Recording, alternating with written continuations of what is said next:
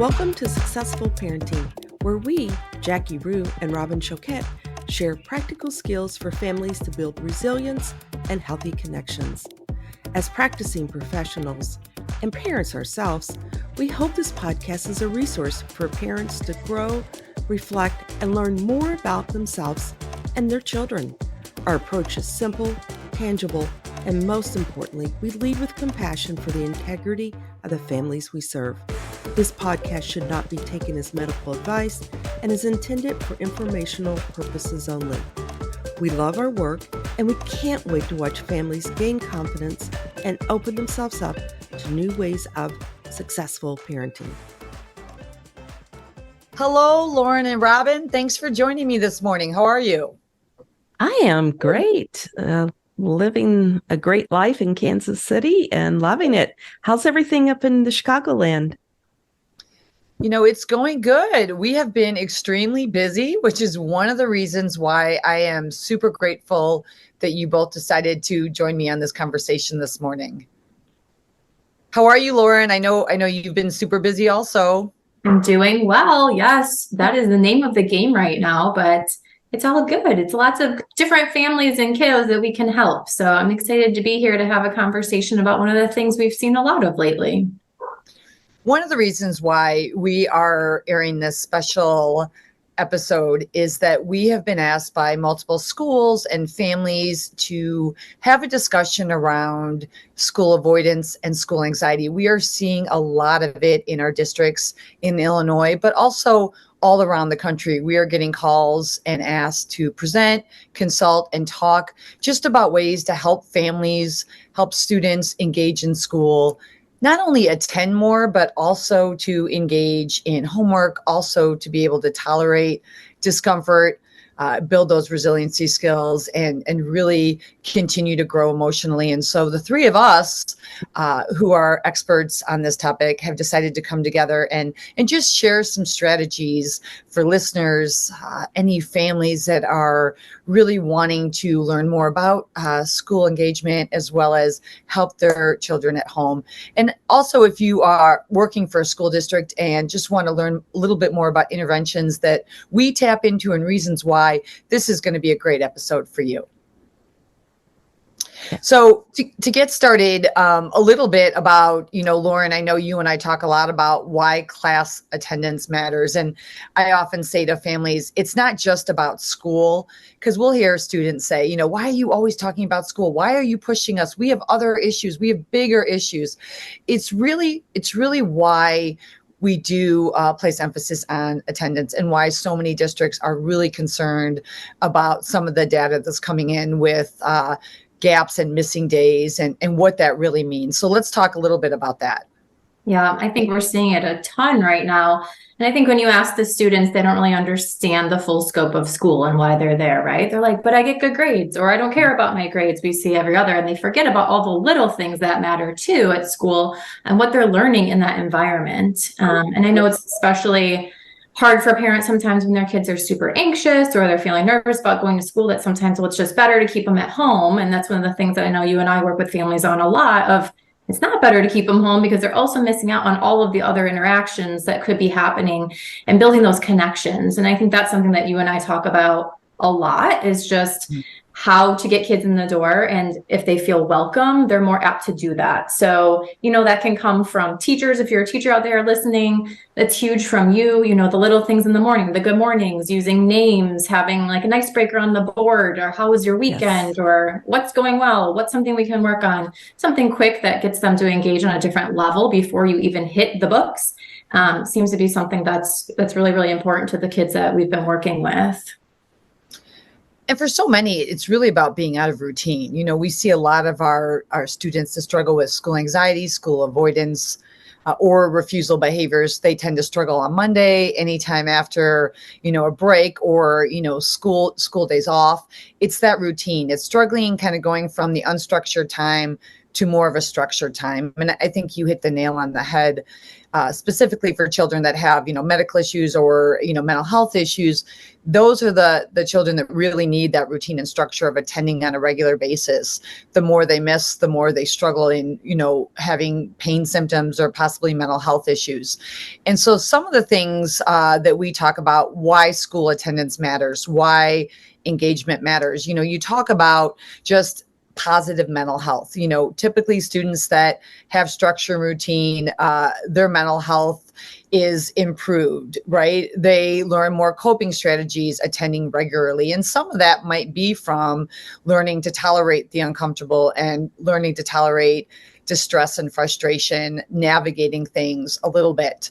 I've spoken to many parents that have their own anxiety, and when their children start to get anxious, they tend to worry and maybe overly intervene, overly respond, and they're not always consistent. And that lack of consistency can really hinder the children's functioning. Mm-hmm. And I think too that kids pick up on that. I know I was talking to someone the other night about a student, and they were saying the impact of the actual child not thinking that they're capable of doing something when they are. So I think some of that plays into that, as well as what parents are modeling. Do they feel like they're being, supported? Do they feel like it's okay that they don't go? Do they feel like mom and dad believe in them, guardian, whoever it might be? But that's playing into it too, is that it's sometimes not even that there's a gap in the skills, but there's just a gap in how they feel about themselves. And sometimes that confidence can't be built if they're not in an environment around peers and teachers and coaches and different types of people that could really help with that as well. Hands-on, because when we lower the expectations, for children when they have different issues going on, what that's really saying is we don't believe you can handle it. So sometimes maintaining expectations can be helpful, but just looking at positive mental health, at school students are working on healthy coping strategies as well as kind of problem solving. And sometimes we have some students that will initially, when they're overwhelmed or they're trying something new, their initial response is, I can't do this. This is too much. But really part of that is allowing them some space to struggle and, trying to figure some of them out. And that will be helpful for them to learn those problem solving skills, but also learning to lean on other individuals like school professionals, educators, school social workers, when they're struggling. And we always advise, parents not to be texting their children when they're at school. And that may seem really challenging for parents, but it really kind of puts the ball in the court of the student.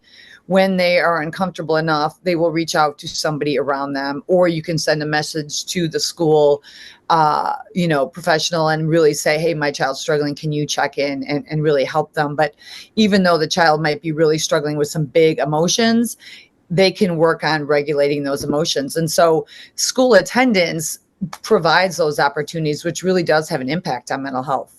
100%. And I think that it's hard for some parents that aren't in the environment to notice too the distraction when they do push in like that with a simple text message thinking they're helping. It's actually breaking. So inattention is occurring and then it's in 2 seconds. Parents will always talk to us about video games, or can we control this iPad, or can we take off this game from a cell phone? And I'm like, but you also realize that when you text, it's the same thing, right? It breaks and then they go somewhere else, and then kids don't even know that they're doing it anymore. I mean, it becomes this automatic thing. So it's hard across the board. And I think we say that a lot, like this is challenging, right? Like when kids are struggling, their parents are struggling too, because they don't like to see their kids struggle. But that goes back to what we talk about, is like sometimes it's okay if they're angry or they're having those huge emotions, as long as we're managing them and that they are using a support network, which you can tap into at school for sure. Yeah, we don't need to read the rest of these. I mean, I think looking at increased resiliency, we know that students that attend more regularly typically are more resilient, learning to work through, and thus they're becoming more confident. They're trying new things, they're engaging in different scenarios and things like that. So we see that on a regular basis. Positive, interactions, sometimes challenging interactions. There's going to be situations where maybe students don't get along with their teachers. There's going to be, bullying type situations. There's all kinds of difficult situations that can happen, but those are also opportunities for us to help our students navigate some of those situations. Higher academic achievement, right? If you attend regularly, Your grades are going to be reflected, executive functioning skills, study skills. Some students do struggle with learning disabilities and other learning challenges, as well as you know, Lauren, executive functioning skills. But if there are concerns, reaching out to student services and requesting, maybe a conversation around, does my child need like a 504 or a case study? Does my child need more accommodations to be successful at school? But still, that attendance is going to be key, because children that have struggles, that lag behind, they really struggle catching up and getting back in the swing of things. Mm-hmm. And it's super, super important. So I think when you start seeing that disruption in the class attendance, that's where you kind of have something's going on. You got to figure it out. And that happens for a bunch of different reasons, which I know that you and Robin are going to also talk to as well. So I think we see it across the board, and different things could be happening with different families. And we like to validate that, but also then try to have a plan, I think, on how to work through that so that the kids can still get to school successfully.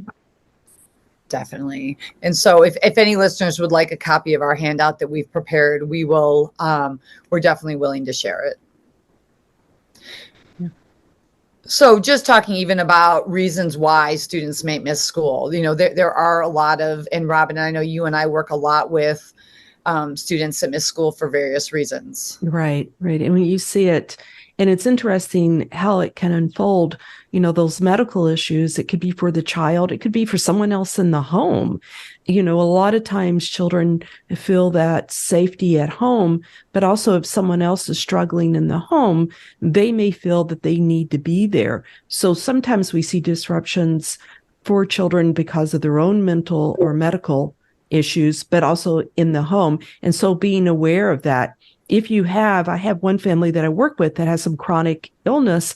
And so what we say is it's true. Yes, I have chronic illness. Mm-hmm. Yes, I'm in pain, whatever their day may be, and I can manage it. And you're okay to go to school. I'm okay here.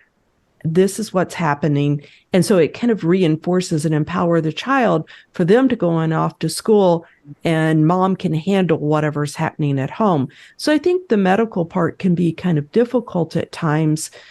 And I think a lot of people could get really stuck on that. My child has migraines. Can your child also manage when they're not feeling well? And most parents will say, as my child ages, I want them to be able to handle when they're not feeling well and still meet the expectations. Absolutely. And I think sometimes we see it too, mental health issues, there might be anxiety, there might be depression. And really, most of the research that we've looked into says when kids are struggling with mental health issues or, pain management issues, they really do better with consistency and routine and structure. And so a lot of times we talk about, having students still follow the expectations and attend, even when possibly they're anxious or, they're not feeling well, seeing the nurse, taking them to like a pediatrician if they're really too sick to be at school, but really emphasizing the importance of attendance unless absolutely necessary. Sometimes there's other factors too, right? Sometimes there's, families are dealing with so much and sometimes it's hard. You might, as a parent, feel like you're constantly, and I talked to one mom recently, she says, I can't fight with this child anymore. I feel like I'm battling every day and I'm exhausted. And we said, let's talk about some strategies, which I know we're going to share in a bit, to really kind of make it a little bit easier. But we recognize this is one of the most challenging things for families, because obviously families want their children to attend regularly, but there's disruptions that happens. And some of that can be, like I mentioned earlier, a parent's anxiety of, my child's struggling. I can't tolerate them being uncomfortable. And when they're at school, they're uncomfortable, right? They're texting me, they're pleading to get out. And I feel like I'm abandoning my child or making their mental health worse, when really, if we're consistent and allow the child to kind of work through that, their mental health will be much better on the back end. Right. And I hear that often when there's grief and loss issues. I feel so sorry for my child, and I'm struggling with my own grief. I can't imagine what it's like for the child, and I feel sorry for the child. And there, as you see often, that decrease in structure expectations, and you'll see the child possibly start to miss school because of that loss. And one of the things we know is that during any time of trauma, grief, and loss, connections and relationships can actually be a protective factor. So engaging in this structured environment where there are people there that can connect to the child, you're actually setting the child up to be able to work through their own trauma, their own grief and loss. And so I think sometimes looking at it a little bit differently, I have found that families can shift that perspective. Sometimes then they're able to set more of that structure, right? And have it so that the children can understand the importance of school attendance. Absolutely. Absolutely. So to move on to the next, strategies, just what are some strategies? What would you think, Lauren and Robin, strategies to support, school engagement? I think the biggest thing is the connection piece. So I think it's also important to know if you do work in a school and you're not a teacher, you matter just as much as you are a teacher. Like if you're a social worker, if you're a teacher, if you're a hall monitor, if you're the person that greets the child by the bus, like all of that is an even playing field. And I think that some people lose sight of that. Like even like the bus driver is huge. I was talking to a kid the other day and he was like, I don't know if I'm getting on the right bus. The route number is sometimes different. And you could see him like flaring with stress. And I was like, do you ever just look at the bus driver and say, hey, are you going to this school? And he's like, yeah, that person doesn't change. Like that's the same face. And I think that's an important part of like from the beginning of the day all the way through, that connection can be made on such little tiny things like that matter. It matters so much because it's a comfort, like a safety zone. And it starts from the minute the kids walk out of that house, to the minute they get home.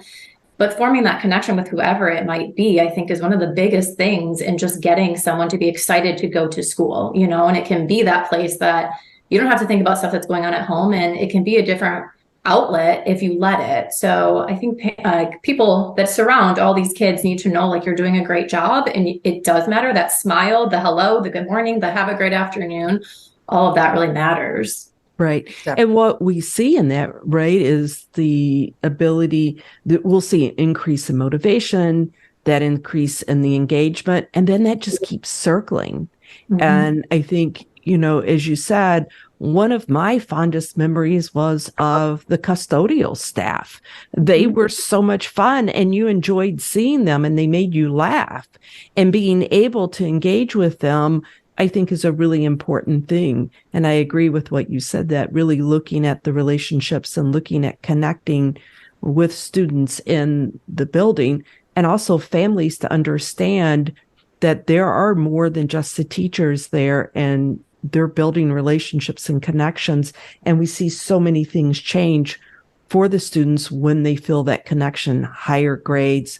And Jackie, you have that on your handout, higher academic success, more consistency in school. And that's one of the most important parts, I think, of the connections and those relationships that students build when they're in attendance.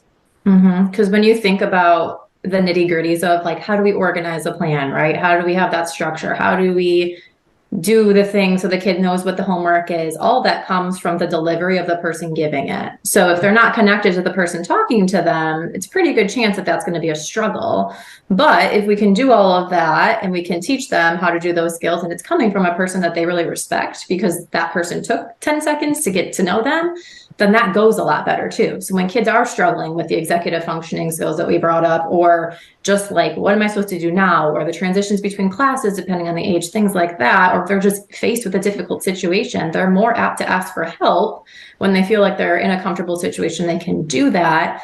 And that person probably will offer choices to them too, right? Like, this is my guidance, but here are choices. Like, which way do you want to go with it? But it really is, it does start with the foundation that's built or not built, and how a student then is willing to be open to the next phases that make them an overall successful student. Right. It's that vulnerability. If I feel connected, I'm more likely to be vulnerable to say, help, I need something here, academically or relationships with other students or peers.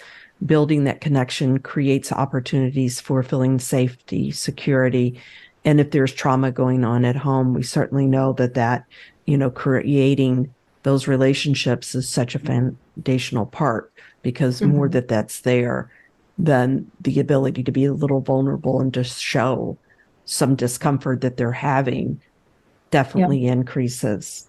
Yeah.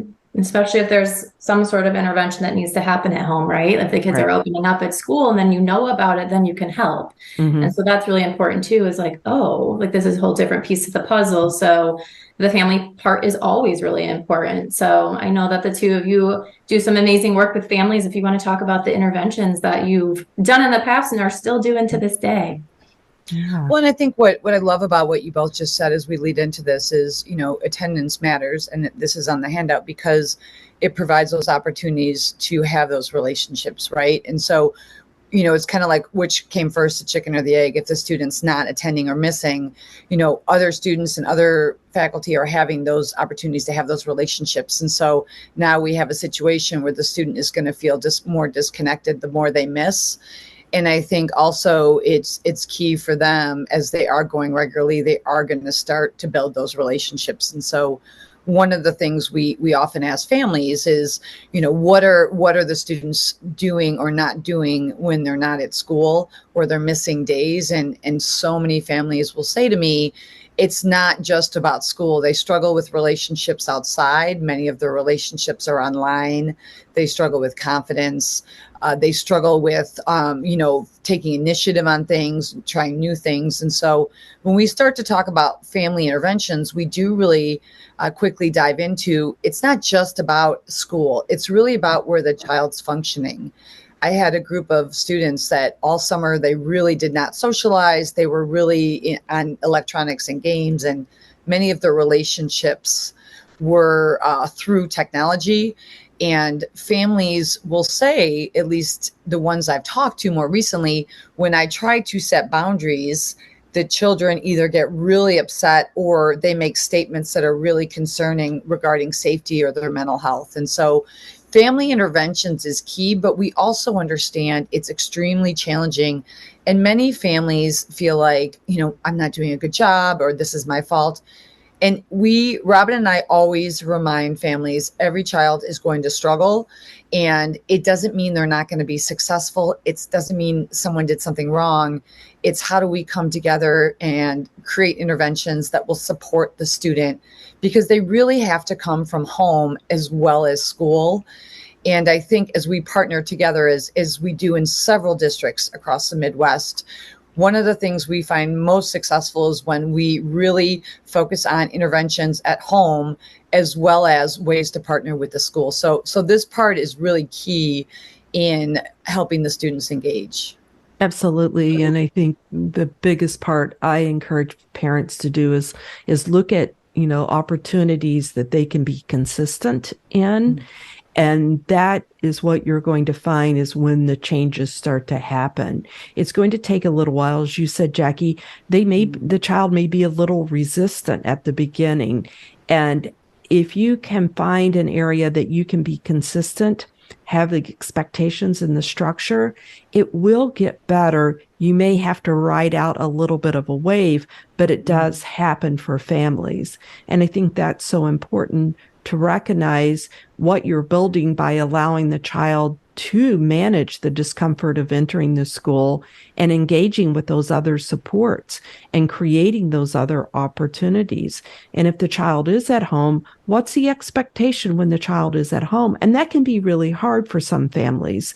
I know that, families may have different situations going on at home, and you have a child that is at home.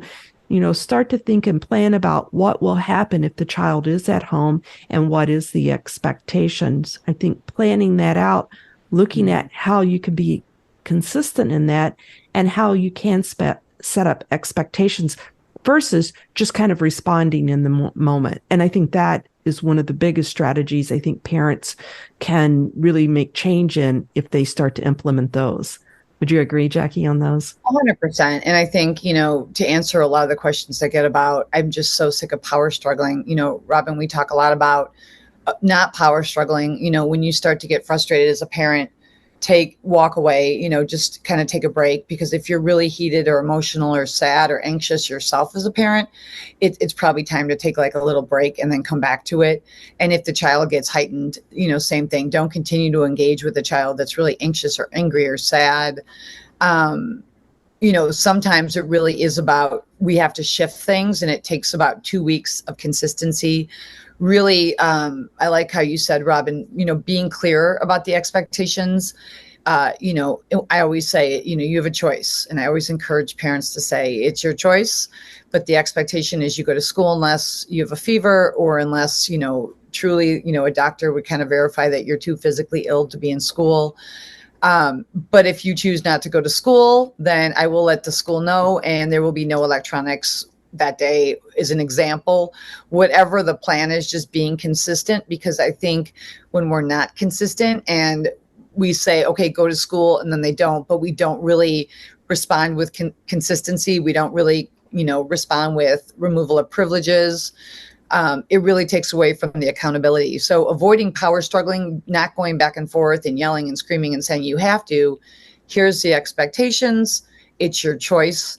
And I know I'm making it sound easier than it is, because believe me, we've worked with thousands of families, and this is when and I've actually had to get kids out of bed. And it is the most frustrating thing in the morning when you are like trying to get a student moving and they're refusing and you're trying everything. But really, when you have a consistent plan, even on those days it seems like it's not working, if you stay consistent, you will start to see improvement. We did an activity once where we had teenagers in a room, and they were all struggling with school avoidant behaviors. And we had a role play. I don't know if you remember this, Robin, where they had to break up in pairs, and one had to pretend that they were sleeping, and one had to be the parent, and the parent had to try to get the kid out of school, and the kid was refusing. And the kids that were playing the parent roles would get so frustrated. And we talked about kind of what it's like to be that parent, from a student perspective in the morning. Right. And that's one thing that a lot of parents will say to me. And I have one family in particular that the parent will say, I feel like the child can't, perspective taking. And so having opportunities to see what someone else is experiencing, I think that was a great learning opportunity for those students. Yes. Absolutely. And I think also, as a parent, if you feel like my child can't handle the expectations, my child can't handle school, I think it's a great time to go seek out some support for yourself as a parent, because if you're feeling like that, that might be more about you than it is about the child. And so really kind of starting to do some work about what is going on for you that you're maybe having that reaction. And sometimes it's a good time. We speak to many parents on a regular basis, and it is about checking in. And for me as a parent, sometimes it was about my own anxiety more than it was about the child. And so once I was able to tap into what was going on with me, I would see that my child would do better. Yes. So just to student and school interventions, Lauren, I know you deal a lot with students from the academic side, and we talk a lot about just ways when we're consulting with schools to help students in the building. What are some of your favorite school interventions? Yeah, I think the thing I always like to think about is, how are we going to give the kids the control? Because a lot of times when they're struggling, they feel like everyone's coming at them, or they can't control anything, and it becomes very all or nothing. So working with kids, it's like, okay, what makes them feel good about themselves, and what can we implement now that we know this information? And sometimes we don't have the information.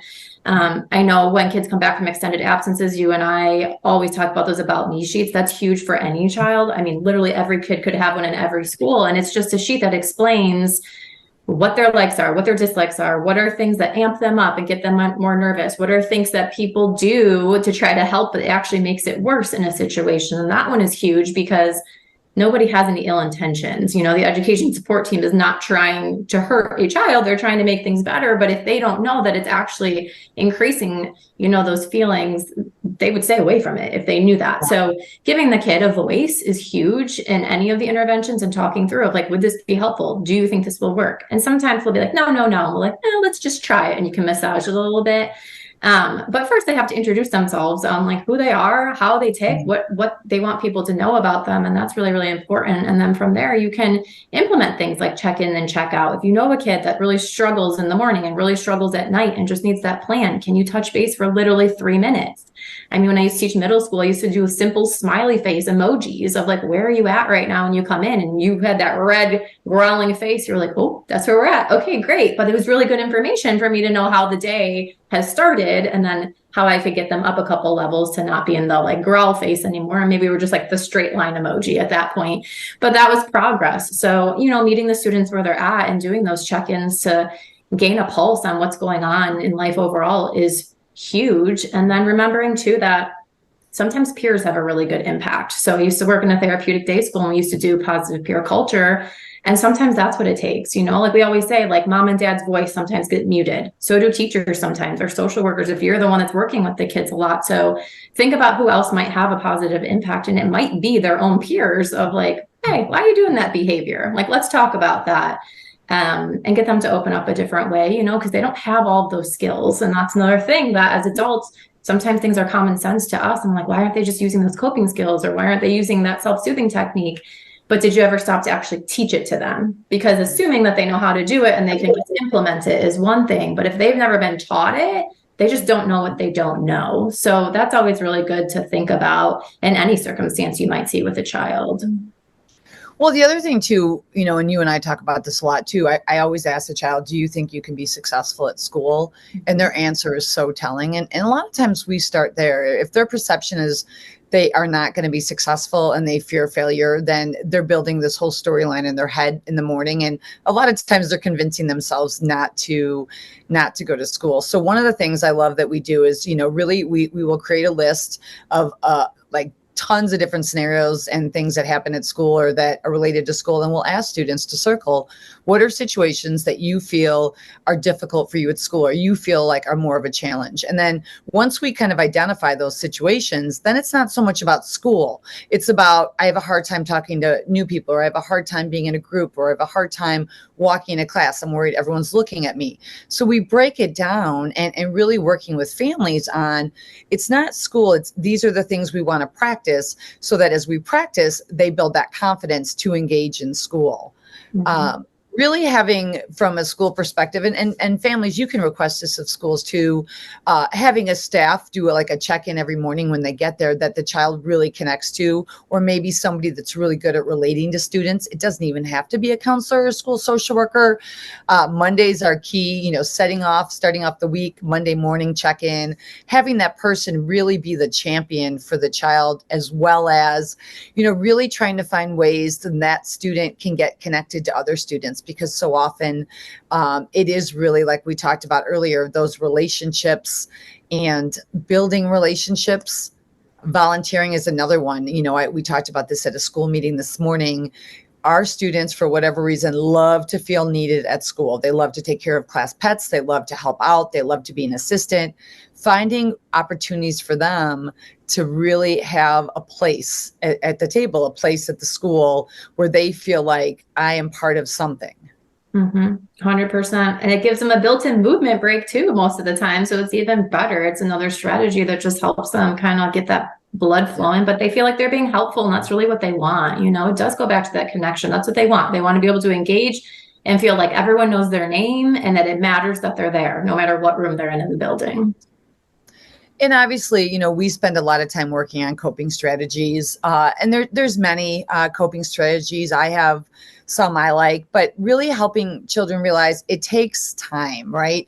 If you're feeling uncomfortable, it is going to be difficult. You're going to feel uncomfortable. If you do something like breathing, we'll put on a stopwatch, give it about 2 minutes. And if you really focus on your breathing, you might notice that some of your physical symptoms lessen. It's not going to be, I'm going from super anxious to calm, but as you practice different things, it just takes time and it takes practice. And so when we're talking to students, if something is difficult for you, don't try harder, try different. Let's approach it in a different way. So I love, and these are just, I know we're just touching on things today, and this is just the start of the conversation. We do a lot of different parent presentations, but we wanted to share this just to have some tidbits for whether you're a parent, a family member, or you work in a school. These are just some things that work for us right off the bat. Yes, absolutely. So thank you, both of you, Robin and Lauren. There was no one else I thought of but you two, as you two are kind of the experts in this along with me. And so I'm glad that we're having this conversation, and I'm glad we're able to share resources with so many schools, because I'm hoping over the next couple of years we can really start to make an impact on school attendance and thus engagement. Excellent. So thank you, everyone. Have a great day. You too. Bye. Bye.